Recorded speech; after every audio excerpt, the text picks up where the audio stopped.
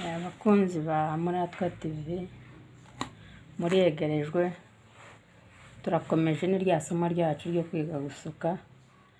Ubushize mu gice cya mbere episode ya mbere naberetse uko dusuka inyuma, ubushize mbere kuko dusuka hano ku ruhande.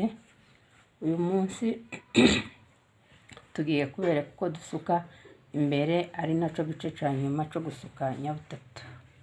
Rero nkaba nsaba abankurikira bose kuri Muratwa TV ko ico nkeneye na commentaire zanyu, ibyo mwumva nabakorera muza mushiraho hasi muri commentaire kugira ngo mbone uko tuzaza dukomeza. Rero ngiye kubereka uko bapanga imbere, tube turarangije isomo ryacu ryo kwiga nyabutatu.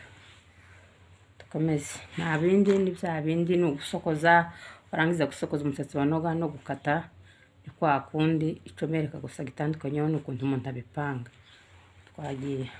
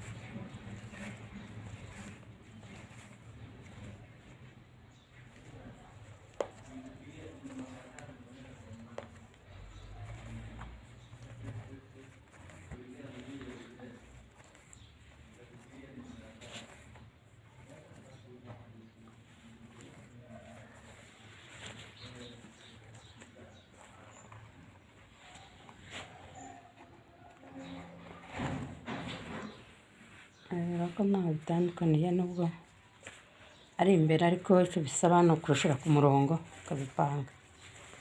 Rero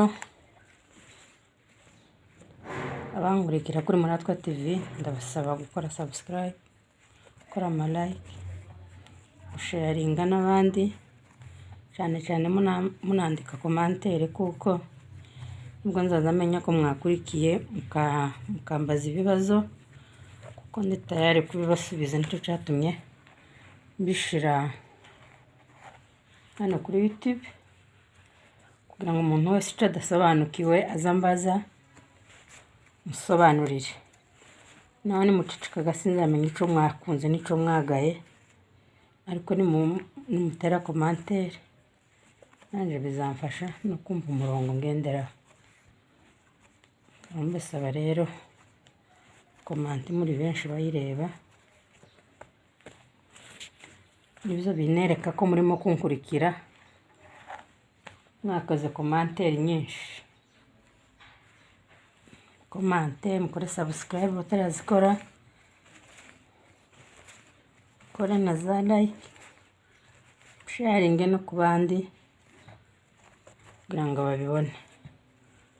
Areba kundi turimo kubisuka rwose, murabona ko byuzuye, nubwo imisatsi y'igipupe itameze nk'iy'umuntu, ariko